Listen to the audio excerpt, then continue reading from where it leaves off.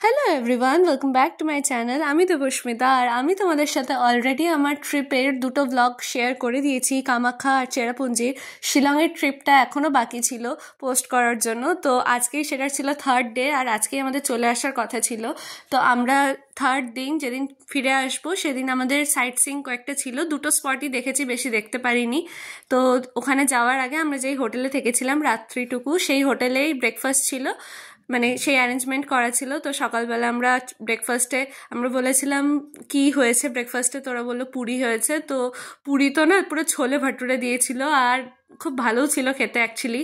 আর তারপরে আমরা গাড়িতে উঠে চলে গেছিলাম আমাদের ফার্স্ট স্পটে, যেই জায়গাটার নাম হচ্ছে শিলং পিক। আর এই জায়গাটা এখান থেকে নিজেদের গাড়ি ছেড়ে এই কালো কালো গাড়িগুলো যেগুলো দেখছো এগুলো ভাড়া করে নিতে হয়। পার এন্ট্রি ছিল 50 টাকা করে, আর গাড়ির দাম নিয়েছিল 250 টাকা।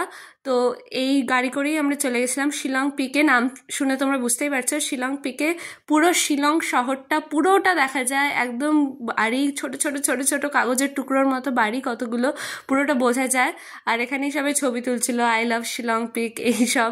তো আমরাও গিয়ে ওখানে নিচে যাই, কয়েকটা ছবি তুলি। আর জায়গাটা দেখো, জাস্ট ছোট ছোট কাগজের টুকরোর মতো মনে হচ্ছে, কত কিছু ছড়ানো আছে, বাট এগুলো পুরোটাই বাড়ি শিলংয়ে। এখান থেকে শিলংয়ের পুরো 360 ভিউটা দেখা যাচ্ছিল, তার সঙ্গে অনেক অনেক অনেক বড় বড় পাহাড়ও ছিল। তো সেগুলো দেখতেও বিশাল ভালো লাগছিল। আর এই জায়গাটা বেসিক্যালি আর্মি ক্যাম্প, তো সেই জন্য ঢোকার সময় বেশি ভিডিও করতে পারিনি, ডাইরেক্ট এই শিলং পিকে এসেই ভিডিও করা অ্যালাউড। বাকি রাস্তাটা তোমাদের দেখাতে পারিনি। রাস্তাটা হচ্ছে আর্মি ক্যাম্পের কোয়ার্টার বলতে পারো, আর ওখানে সমস্ত আর্মিদের যারা ফ্যামিলি মেম্বার্স, যারা ওখানে বাস্কেটবল কোর্ট সব কিছু আছে, মানে ওটা পুরোপুরি একটা আলাদাই কমিউনিটি তৈরি হয়ে গেছে। যাই হোক, এখানে বড় বড় লাইট হাউস টাইপেরও ছিল, ওখানে উঠেও আরও ভালো ভিউ পাওয়ার জন্য, দেখার জন্য লোকে উঠছিল। তারপরে আবার এই গাড়িগুলো করেই ব্যাক করতে হতো। এই জায়গাটার হিস্টোরিক্যাল যে স্টোরিটা সেটা আমি অলরেডি দিয়ে দিয়েছি, তোমরা পিছনে গিয়ে দেখতে পারো। আমরা আছি এখন সেকেন্ড স্পটে, আর সেকেন্ড স্পট বলছে ডন বস্কো মিউজিয়াম। আর এই জায়গাটায় একদমই লোক ছিল না, তাই অল্প কথা বলছিলাম। মানে লোক থাকলে আমি প্রচণ্ড ইন্ট্রোভার্ট হয়ে যাই, ঠিকভাবে কথা বলতে পারি না। তো যেহেতু লোক ছিল না, সেই জন্য ভেবেছিলাম একটু ব্লগ করেই নি কথা বলে। যাই হোক, এটা হচ্ছে ডন বস্কো মিউজিয়ামটা, দেখতে পাচ্ছ।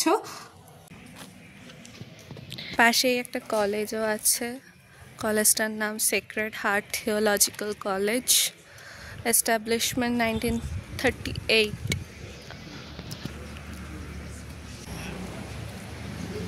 চলো এবার ঢোকা যাক এই মিউজিয়ামটায়। এই মিউজিয়ামে পার হেড এন্ট্রি ছিল 100 করে, আর তোমরা যদি স্টুডেন্ট হয়ে থাকো, স্টুডেন্ট আই কার্ড দেখালে সেই 100 রুপিসটা রিডিউস হয়ে 80 হয়ে যাবে। মানে সব জায়গায় আমি যা দেখলাম এন্ট্রি ফি 100 করেই। আর এই মিউজিয়ামে একটাই প্রবলেম ছিল, যে কোনো ভিডিওগ্রাফি করা অ্যালাউড না। তুমি খালি ফটো তুলতে পারো, যত ইচ্ছা তোমার ফটো তোলো, কিন্তু ফটো তোলার জন্য তোমাকে ভিতরে 100 টাকার আরেকটা কুপন কাটতে হবে। আর আমি যেহেতু ফটো তুলবো সেই জন্য আমি একটা কুপন কেটে নিয়েছিলাম, আর সেই জন্য এরকম একটা নীল রঙের আই কার্ডও দিয়েছিল আমাকে, জাস্ট টু আইডেন্টিফাই যে এই মেয়েটা কুপন কেটেছে, আর একেই খালি ফটো তুলতে দেওয়া অ্যালাউড হবে। যাই হোক, এই মিউজিয়ামটা 7 তলা মিউজিয়াম ছিল, আর 7 তলা ধরে গোটা ইন্ডিয়ান কালচারকে তুলে ধরা হয়েছিল। খালি ইন্ডিয়ানই না, ইন্ডিয়ার আশেপাশে যে কান্ট্রিগুলো আছে, মায়ানমার, ভুটান, চায়না, এই প্রত্যেকটা কান্ট্রির কালচার তুলে ধরা হয়েছিল। তার সঙ্গে আরও অনেক কিছু ছিল। 7 তলা মানে বুঝতেই পারছো, স্পেশালি নর্থ ইস্ট রিজনটাকে বেসিক্যালি ফোকাস করা হয়েছে। নর্থ ইস্টার্ন কালচার যে স্টেটগুলো পড়ে সেগুলোকে বেশি ফোকাস করা হয়েছে। তো জিনিসটা খুব ভালো ছিল, জায়গাটা প্রচণ্ড ভালো ছিল, কিন্তু ওই আর কি ভিডিও করা অ্যালাউড না, আর সেই জন্য ক্লিপ নিতে পারিনি। আর সেই জন্য আমি ছবি তুলেছি, আর এখানে ছবি লাগিয়ে দিলাম। এখানে ওদের ফেসিয়াল স্ট্রাকচার কেমন হয়, আগেকার দিনের লোকেরা কেমনভাবে ছিল, কেমনভাবে থাকতো, সব কিছু তুলে ধরা হয়েছে। ওখানে কি কি জুয়েলারি পরা হতো সব কিছু, কয়েকটা ছবি দিয়ে দিলাম, বেশি ছবি দিতে পারিনি। যাই হোক, তারপরে আসার পথে আমার শরীরটা খুব খারাপ হয়ে গেছিলো, তাই আমি আর কন্টিনিউ করতে পারিনি। আমরা চলে আসি কামাখ্যা স্টেশনে, আর আমরা তারপরে বাড়ি চলে আসি। ভিডিওটা ভালো লাগলে লাইক, শেয়ার এন্ড সাবস্ক্রাইব করে দিও। Tata, bye bye.